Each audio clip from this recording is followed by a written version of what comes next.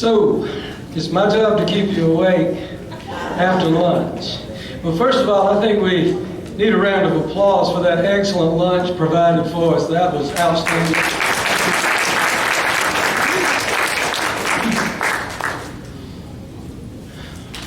It's my privilege to bring Isaac Hayne to you today, and I know most of you are familiar with that man, but we need to elevate him here today and every day in many places. I want to thank David Nealon yesterday for pointing out that in Francis Marion, Parson Weems created a national memory. I think that's a great way to put that. But you know, I'm not sure anybody's going to do that for Isaac Hayne on that level. So today, what I would like to do is try to enhance our personal memories. To do that, I'd like to first make a connection for us. I want us to think about being 30 years old. Now, again, for quite a few of us, it's a backward look. But when we were 30 years old, what were we doing? Building our careers, having adventures with our families, learning to go the long term with our spouses, serving our country, our community, and our churches. I want us to have that in mind because that's about the age we need to meet Isaac Hayne. Now, you're going to find that here, I'm a contrast here in my colonial outfit with a clicker and a projector, but you'll see that my PowerPoint skills are very colonial in a few moments. But we're stepping into the world of Isaac Hayne. Now the arrow, most of you will identify as pointing just into Colleton County, the town of Jacksonboro, the area around the Edisto River known then as the Pond. The big blue blob is Charlestown, and that's going to be pretty much the scene of this encounter with Isaac Hayne. In 1775, October 25th, Isaac Hayne had just turned 30 years old. The two words I think describe him best are devoted and successful. He had been married to the former Elizabeth Hudson for 10 years. They were both second-generation Americans. Isaac's grandfather came in around 1700. Elizabeth was the granddaughter of Dr. David Woodward, the explorer and Indian negotiator who helped pave the way for settlement. She also was the daughter of William Hudson, the former minister at the Independent Church in Charleston. Together they would have 7 children. 5 of those children would live past infancy and age 1, which was pretty good in those days. He was very successful. He owned 3 plantations. Hayne Hall, 4 miles outside of Jacksonville, was their home. He had business interest and property in the towns and the backcountry across South Carolina and Georgia. He was also active in his community and his church, and he was known to be a breeder of fine horses and a meticulous record keeper. Now, the winds in 1775 were blowing in a different direction, and we know that, and it was going to change the course of people's lives. Isaac Hayne would have a profitable and comfortable plantation life interrupted. But we know that he was involved early on, kept himself informed about activities. There's a letter between Hayne and his brother-in-law, Richard Hudson. Richard is informing him of the activities at Fort Sullivan. And in this correspondence, there's an interesting connection. They're talking about what's been going on out there, and there's a mention of a British soldier's hat being found somewhere around Folly Island. And it had the name Rawdon in it. Now, we do know that these gentlemen, we know where their hearts were with their country because in their correspondence, both of them agreed that they wished that the villain's head had still been in his hat when it was found washed up on the beach there. That didn't happen, and for Hayne, that will create another encounter with that name Rawdon. We know Hayne joined the militia early. captain in the Colleton militia. He was in Charlestown, at least at one point, involved in recruitment, perhaps training. And then things change again. He fought early, but I don't have to tell you the capitulation of Charlestown. We've already talked about it. I appreciate all of my distinguished fellow presenters setting up my program and shortening it a bit, because we can move right on through quite a few things. And I don't have to introduce these gentlemen to you either. All will be important in our story of Isaac Hayne. The only one I could not find an image for is Lieutenant Colonel Nisbet Balfour, who's also been mentioned. But the British command, all of those men will be very influential in our story, of course. And of course, after the capitulation of Charlestown, Clinton takes command, perhaps. Now, we all know that Clinton's the Terminator on this one. He's back. He's tried this once. He failed miserably and embarrassingly. Second time around, he's done quite a lot better. Now that he's in control, he decides to continue to exert the royal muscle. They have taken over. So he begins a series of proclamations that will affect not just our hero, but many other people around. He's captured over 5,000 soldiers, but there's a citizenry to deal with as well. Now in May 1780, I'm not going to read all this for you, but he passes a proclamation out that essentially says, go home and stay out of it. If you agree to this one, signers can go home and be neutral. But he doesn't leave that well enough alone. The next month, he proclaims pretty much that if you're not for us, you're against us. And now he's drawn a line. Many people are going to need to choose sides on this one, but the expectation is that you will let it be known that you accept royal authority on some level at whatever time you're involved with this. And there's a series of these things going on. We don't have time to go through everything that happened in that period, but following that come confiscations, foraging, and property loss and damage in the back country, and of course, further downhill than that, hangings. And before it's all over, there will be spontaneous sets of hangings after battles conducted by both sides. It's not going to be exclusive to anyone as things move along. But Isaac Hayne is a part of that story. He can't help but be. And he certainly is a patriot at heart, but the bigger part of his heart is for his family. Now, it's pretty much agreed that he was not in Charlestown at the time of the capitulation. And there are differing versions of how he came to be in Charlestown. Frankly, the story of Isaac Hayne is told in some cases very passionately by people who were passionately concerned about it in that very time period, and historians have interpreted those things different ways. But the one that touches us most is the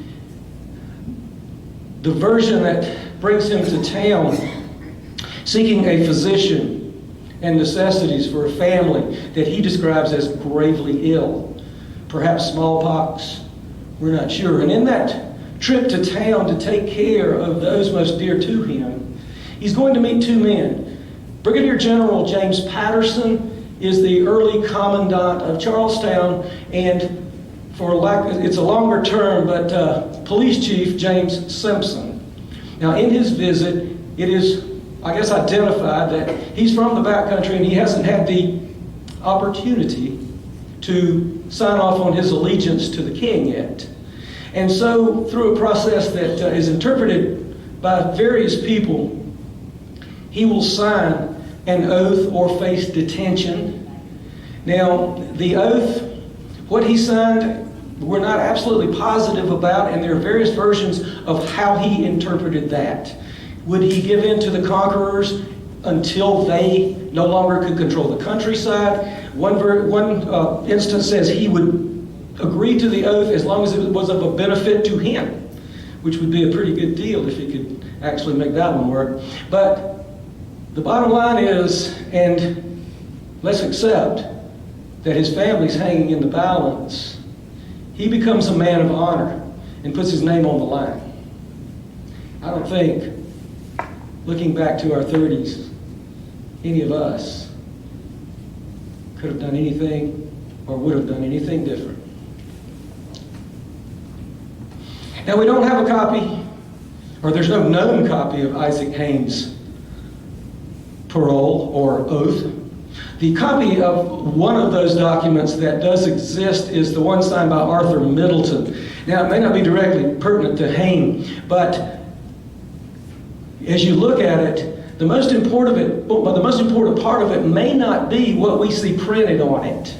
It may be what we see handwritten on it. You notice in this very important document, there's a big space in the center to write in whatever you need to do at whatever particular time. Now that's pretty clear in Mr. Middleton's, because the printed part at the top, he is required to acknowledge himself to be a prisoner of war under Sir Henry Clinton.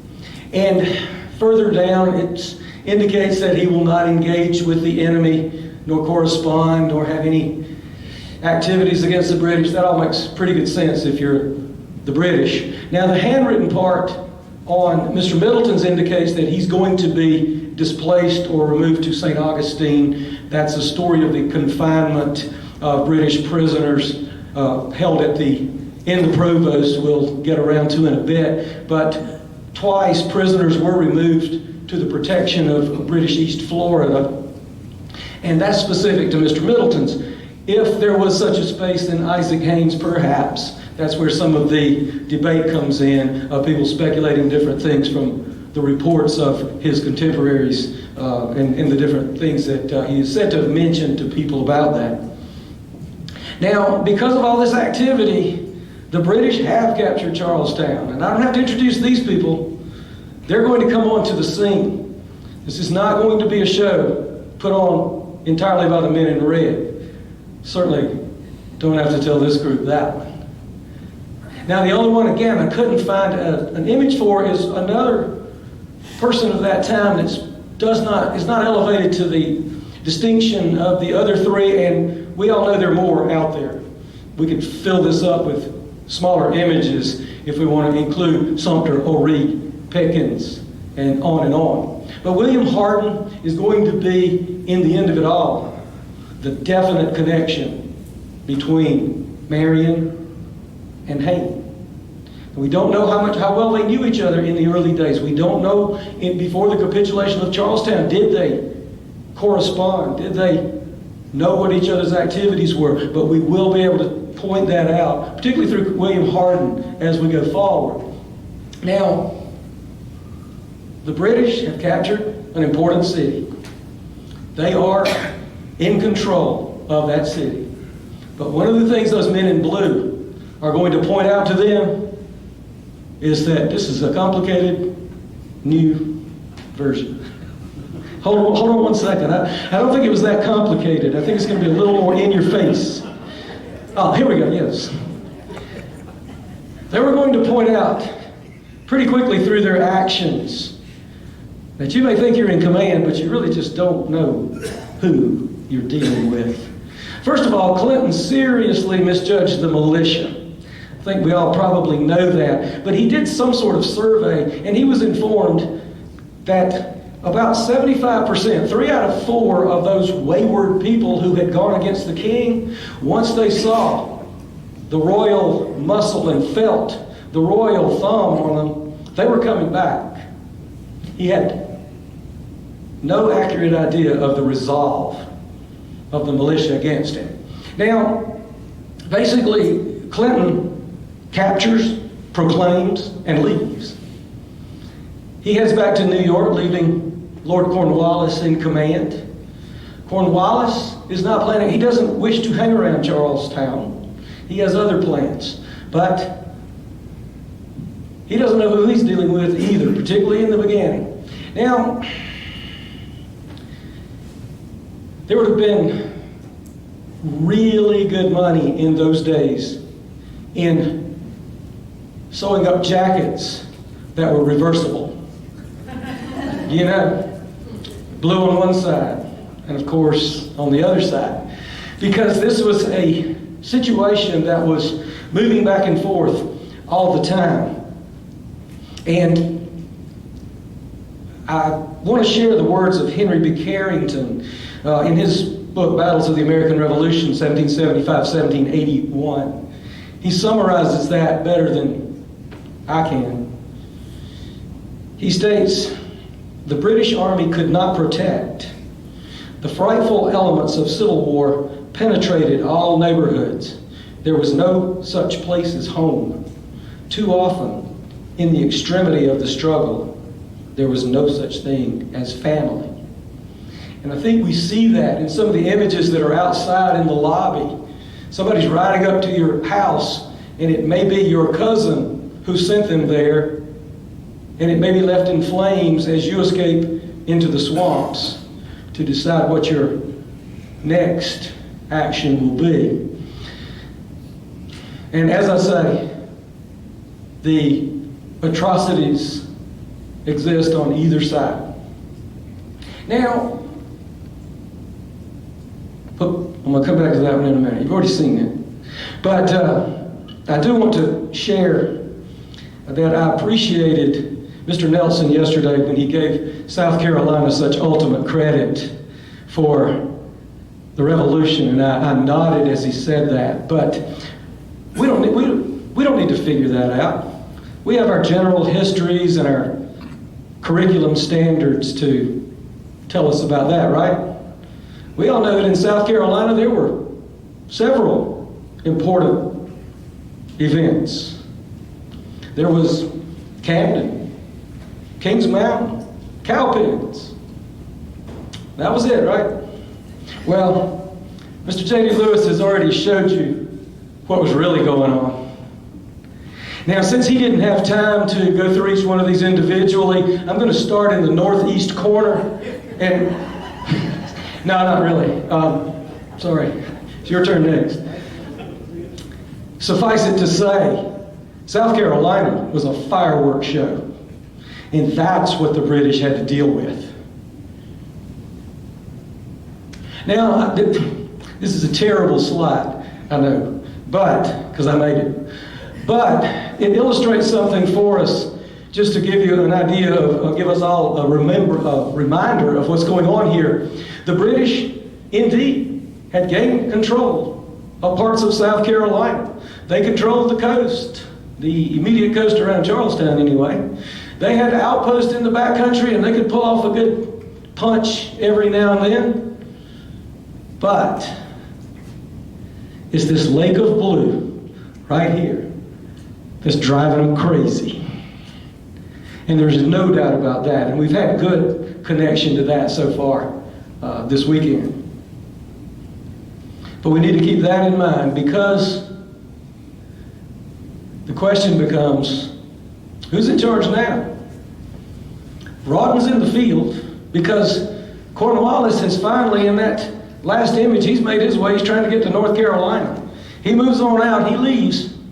Francis Hastings, Lord Rawdon, he's got a lot of different names and honorary titles at this point in his life.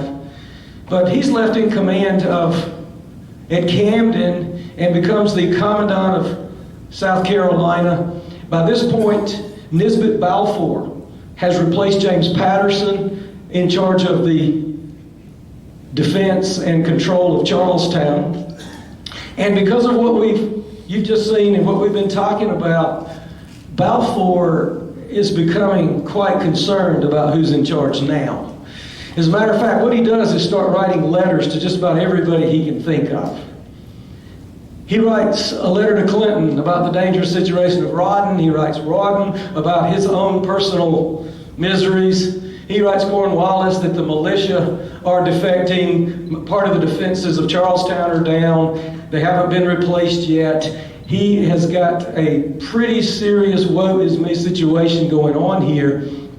And in May of 1781, as you can see, Balfour and Rawdon issue their own nice joint proclamation. They urge people, please remain loyal to the king. I'm not sure Clinton would have signed off on that wording, but pretty much that's how it went. And in case you need any help deciding, we are going to be getting reinforcements here very soon. And that's supposed to give everybody something to think about. But finally, Balfour actually writes to Clinton, you see that word? Depopulation might be the only way to retain control. Folks, that's no way to run a war. I have to tell you, Balfour is in a situation that he appears to be over his head. Now, in all fairness, Balfour and Rawdon are both very experienced military officers, both commissioned in various regiments as teenagers, moved up really well, distinguished themselves as far back as Bunker Hill. I mean, they've been in this struggle. And whether Rawdon's in it and Balfour completely over their heads, it's hard to say. But now, with all this being said, what does that have to do with Isaac Hayne?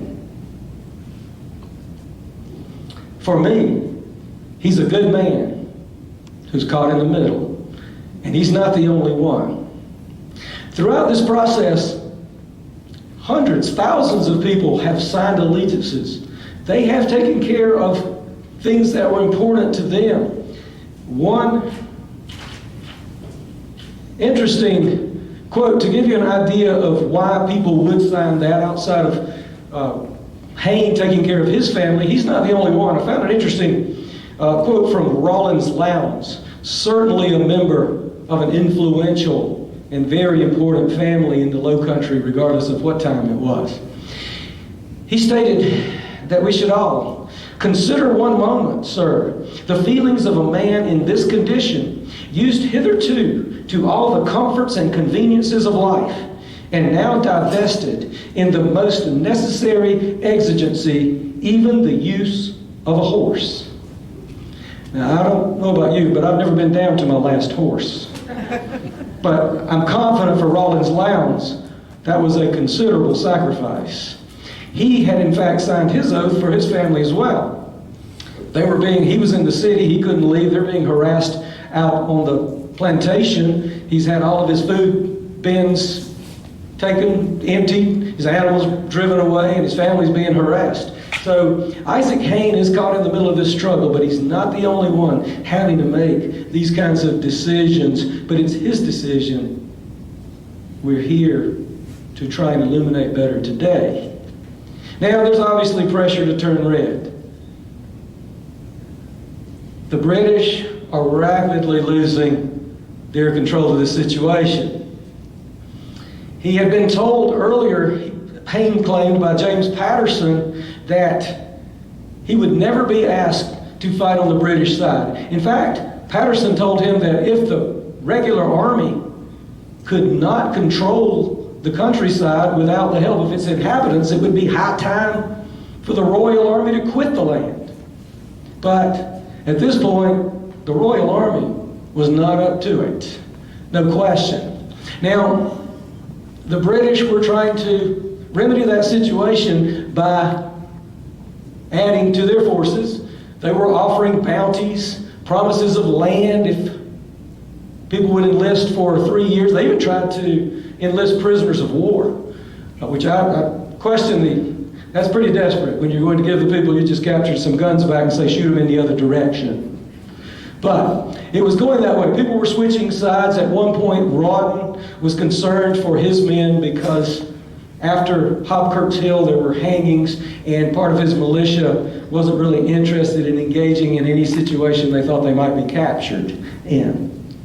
But Cornwallis had said exemplary retribution for all of those parole breakers, oath signers, people who were not willing to live up to the commitment they made.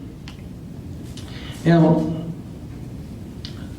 there's only one side of the coin. A man like Hayne also has the pressure to turn blue, and this is very, very strong pull for Isaac Hayne. We already know he believes in the cause. He's already been involved with it. But he, like so many others, and Mr. Lowndes, of course, included, was very influential in his community. Now, we all know that Marion, Sumter, were doing their best to make men like Balfour want to get on a ship and go home. Rawdon's out in the middle of it somewhere. Hardin has come out of, one source says out of retirement. He is very involved. One of Balfour's letters actually mentions William Hardin specifically and all of his bad behavior out there in Dorchester. Hardin is engaged across the Low Country, particularly in the direction of Isaac Hayne's neighborhood. And the best thing he can do for himself is to get reinforcements, to get more people working with him, and that is where Hayne comes in. The partisans, as we know, they've got that lake of blue, and they're not about to let it dry up. As a matter of fact, it's growing rapidly into 1781. Well, Hardin, not only is he fighting, but he's out there recruiting. And he's back and forth with Marion, corresponding, personally meeting with Marion. And the situation south of Charleston, south and west, Colleton, those areas, for Hardin is frustrating. He says the people down there are waiting for Marion. He says they respect you so much, they wait for you to ride in and lead them. Well, as we all know, we've heard about, Marion he's got his plate well served in other areas, and he's doing quite well with that. Hardin comes back and forth to him, and finally Hardin begins to explain, and I don't know how many other people he might have mentioned, because I was focusing on our hero. He begins to mention a man named Isaac Hayne. Now perhaps that was an aha for Marion, perhaps it was a tell me more, but he explains that Hayne was very influential, but he was not ready to make a move again. I mentioned Hayne was a man of honor. Now, his wife Elizabeth and one of his children had not survived the grave illness that most certainly brought him to Charlestown and the oath that he wrote his name on. But that left 4 children still in his home. And at one point, Hayne not only declined to join with a partisan group, he refused to even provide horses. He obviously was planning to maintain his honor, but the situation was continuing to compel him, and he did believe in the cause. There could be no question of that. Well, finally, Hardin goes to Marion and says, Hayne can bring us 200 men. And trust me on this one. Marion actually gives Hardin blank commissions. He said, Hayne waits on a commission. So Hardin rides in with a blank commission, pressures Hayne, talks to Hayne, encourages Hayne. Hayne decides to sign that because we don't know how much they were knocking on doors, but pressure was on for all of the citizens of the backcountry, of course, to join the British side. Hayne was not a man who was about to do that. Now he becomes a patriot indeed when he rejoins the militia, rises to the rank of colonel. We're not quite sure how many actions he was involved in, but it was certainly in the spring of 1781 that he became quite active. The action that we will find him most engaged in will be a raid into the very suburbs of Charlestown, 5 miles out of town. He leads a raid that manages to capture a man who's turned his coat around. General Andrew Williamson, a good patriot, turned a bad loyalist. And he winds up in the hands of Isaac Hayne, sometime around July 7th, 1781. But one person who was writing about Hayne said, Hayne joined the cause with enthusiasm, but he knew he would be campaigning with a halter around his neck. And as he made the daring, bold raid to the doorstep of Balfour's dominion there in Charlestown,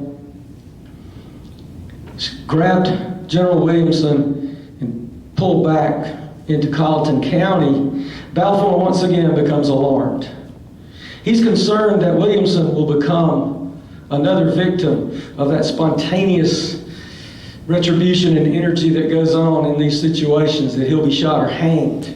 He writes another letter to Rawdon, though, as he gets ready to take care of this. He's going to send a group out to try and get Williamson back. He sends Major Thomas Frazier out on a quick mission.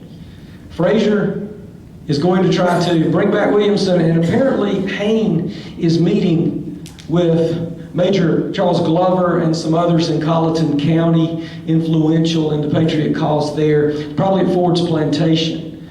Somehow Frazier was able to flank that meeting, come down from a direction they weren't guarding well, and surprise the meeting.